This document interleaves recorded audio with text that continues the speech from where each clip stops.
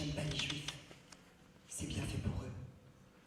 J'ai pris ça dans la face, dans la tête, dans les dents, et j'ai regardé ses yeux. Il n'aurait pas pu dire un terrible gros mot plutôt que cette ignoble connerie. J'aurais pris mon air sévère. Oh là là, c'est pas beau. Et discrètement, j'aurais souri. Oui, j'aurais ri de le voir faire le fort, le grand, avec ces mots obèses dont se délectent les petites bouches. Il maîtrise le sens de certains, mais pas complètement. Même PSG enculé m'aurait paru moins louche. Il n'a que 8 ans. Et il y a cette horreur qu'innocemment il répète. Je me demande ce qu'il en a compris vraiment et qui lui a sordidement planté en pleine tête. Alors évidemment, au plus facile, j'accuse ses parents, eux qui l'élèvent en bon fils, en élève poli, l'éduquent, sont attentifs et aimants, et jour après jour, lui enseignent les petites choses de la vie.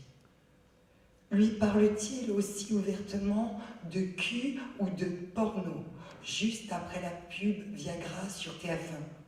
Ou n'aborde-t-il que les sujets fachos, après l'allocution de tel ou tel au JT, qui les rendent plutôt communs?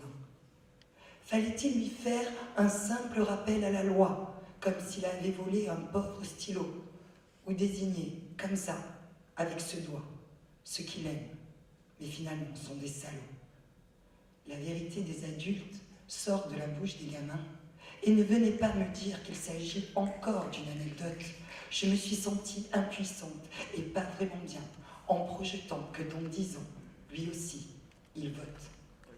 Et si par conscience ou miracle, les extrêmes étaient dépassés, je connais un minot de tout juste 8 ans, avec un grain dans le cerveau tout prêt à germer, une fleur de haine arrosée régulièrement. On a tous et toutes des jardins à surveiller et des pierres à jeter dans ceux des autres, mais pour l'heure, ce sont les petits cailloux de ces propos décomplexés qui lapident mes espoirs de voir naître une fraternité forte.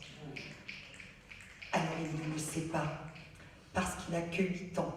Il ne mesure pas ce qu'il a dit, ce qu'il m'a fait, mais je suis rentrée chez moi en chialant et en me demandant ce que j'y pouvais. De tout temps, et pour bien des causes, des hommes se posent cette même question. Personne ne met jamais l'horreur sur pause. Peut-être qu'il est trop tard, quand un minot de 8 ans a sur les lèvres la peste et est vecteur de sa contagion.